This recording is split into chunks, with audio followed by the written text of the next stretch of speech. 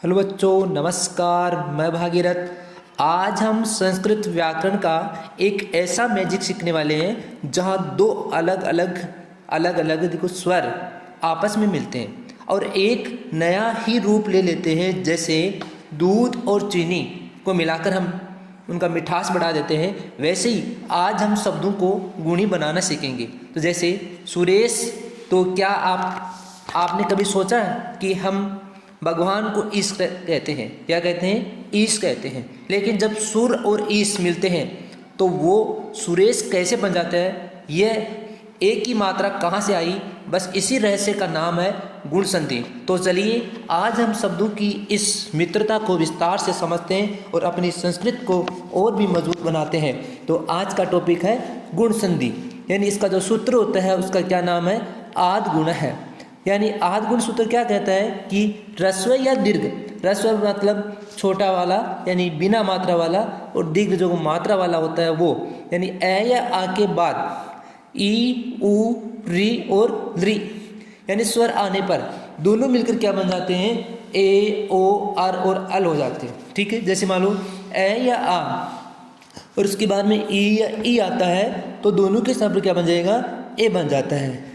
जैसे उदाहरण देखना, उप प्लस इंद्र, उप प्लस इंद्र तो इसका क्या बनेगा? उपेंद्र।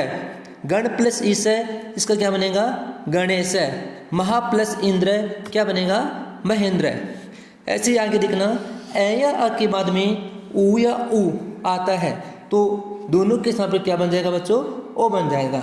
ठीक है, अब देखिए इसके उदाहरण देखना, सूर्य प्लस उदय तो इसका क्या बनेगा? सूर्योदय। ठीक है, हित प्लस उपदेश, उपदेश है तो हितोपदेश बनेगा।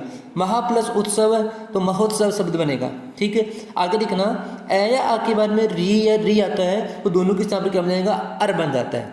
ठीक है, तो अर बनेगा, ऊपर आपको रे दिखाई देगा तो देव प्लस ऋषि, देवर्षि शब्द बनेगा। सप्त प्लस ऋषि, सप्तर्षि। महा प्लस ऋषि, महर्षि, ये शब्द बनेगा। उसके बाद में ए या आ के बाद में देखो री आता है तो दोनों के साथ क्या बन जाता है? अल बन जाता है। जैसे इसका उदाहरण है तव प्लस लृकार, तव प्लस लृकार तो इसका क्या बनेगा? तवलकार, तवलकार। तो यहाँ पे लैप पूरा लिखा हुआ है, उसकी जगह आपको आधा लैप करना है तो क्या बनेगा? तवलकार बनेगा। अब इसको पहचानने की जो सरल विधि है वो देखो क्या हो गया, यानी शब्द में ए यानी ए की मात्रा आपको ऊपर दिखाई दे, ओ दिखाई दे ओ की मात्रा, अथवा ऊपर रेप यानी रे ऊपर दिखाई देता है तो वहाँ पे कौन संधि होगी? गुण संधि होगी। तो ये थी आपकी गुण संधि। तो आपके समझ में आया होगा। ऐसे आप इसको समझते रहिए।